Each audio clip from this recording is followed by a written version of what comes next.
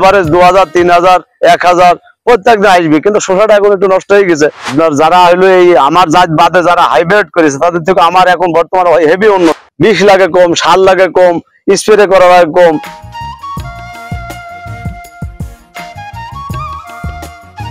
18 কাঠা জমি, 18টি সবজি। আজকে এই কৃষকের একটি চিন্তাশীল পরিকল্পনার জায়গা থেকে তিনি 18 কাঠা জমিতে 18 রকমের ফসল আবাদ করেছেন। ভাবতেই পারেন যে হয়তো হাইব্রিড দিয়ে আবাদ করেছে। এখানে যত যে 18 প্রকার সবজি আছে সবগুলোই কিন্তু ওপি ভ্যারাইটি। আমরা দেখি কৃষক এবং কিষানি তারা স্বামী স্ত্রী দুজনে মিলে এই ক্ষেতটা তারা পরিচর্যা করেন এবং ফসল আবাদ করেন।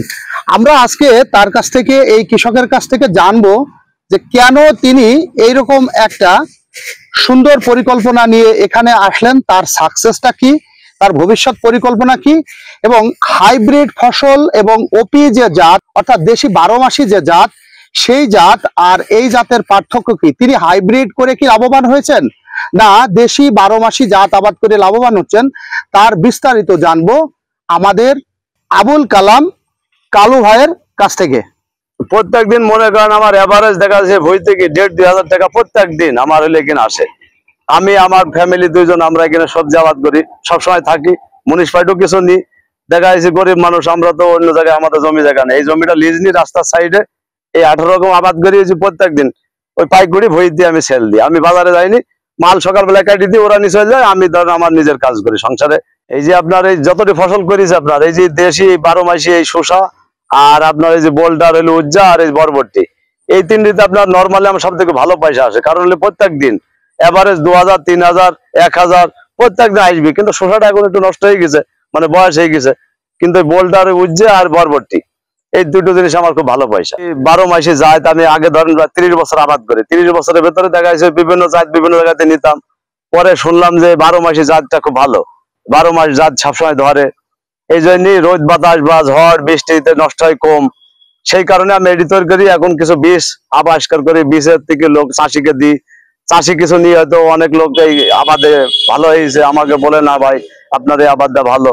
বা আমি বিভিন্ন সময় বিভিন্ন কায়দা কৌশল করি, বেড করি, আবাদ করি, খন্ড খন্ড করি। 14-15 বছর ধরে ধরেন সবজি আবাদ করি। এই হাইব্রিড জাত হাইব্রিডে দেখলাম যে ব্যয়বহুল খরচ, বেসনের যে পরিমাণ দাম, তারপরে আপনার ওর প্রচুর হইলো পোকার বৃদ্ধি বেশি, বা হইলো আবহাওয়ার সাথে সেট হয় না। এই জন্য আমি ওই ফেসবুকে দেখলাম যে হইলো আপনার এই যে দেশি 12 মাসি এই জাতটা আপনার বেসনের দাম কম, 20 লাগে কম, সার লাগে কম, স্প্রে করা লাগে কম। সেই ক্ষেত্রে আমি মনে করেন এই যে এটা করেছি, এটা থেকে বেসন আমার কেনা লাগে না, পরবর্তীতে বেসনটা আমি আবিষ্কার করি, তৈরি করি, সেই বেসনটা আপনার হইলো চাষি কিছু দিই, আমু কিছু লাগাই। সেই কারণে আমি দেখেছি যে এইটা খরচ সব দিকে হইলো কম। হাইব্রিড কুমড়া, ধুন্দল, অন্যান্য যে সবজি আছে মানে ঢেঁড়স, বেগুন, তাদের রেজাল্ট কেমন আর আপনার রেজাল্ট কেমন? আপনার যারা হইলো এই আমার জাত বাদে যারা হাইব্রিড করেছে তাদের থেকে আমার এখন বর্তমানে হেভি উন্নত। তাদের দেখা যাচ্ছে কিছু নষ্ট হয়ে গেছে, কিছু হয়েছে না, ফল আছে না বর্ষায়। আর আমার সব সময় এই যে গতকাল তুলেছি 1 মন, আজকে তুললাম 1 মন, চাল কুমড়ো গতকাল 30টা তুলেছি, আজকে 40টা তুললাম। প্রত্যেক দিন মনে করেন এবারে আমার প্রত্যেক দিন একদিনও কামাই নেই।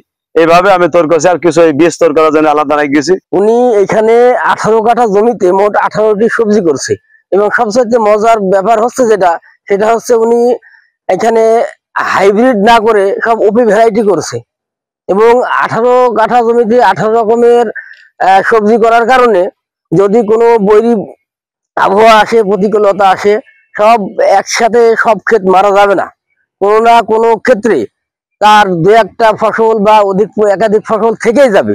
এই ক্ষেত্রে কৃষক লসের সম্মুখীন হবে না। এই ওপি ভ্যারাইটিতে পরিচর্যা কম লাগে, এটা অতি বৃষ্টি হলে পারেও সহ্য করতে পারবে, অতিরিক্ত যদি খরা হয় তাহলে পরে এই খরাটাও সহ্য করতে পারবে।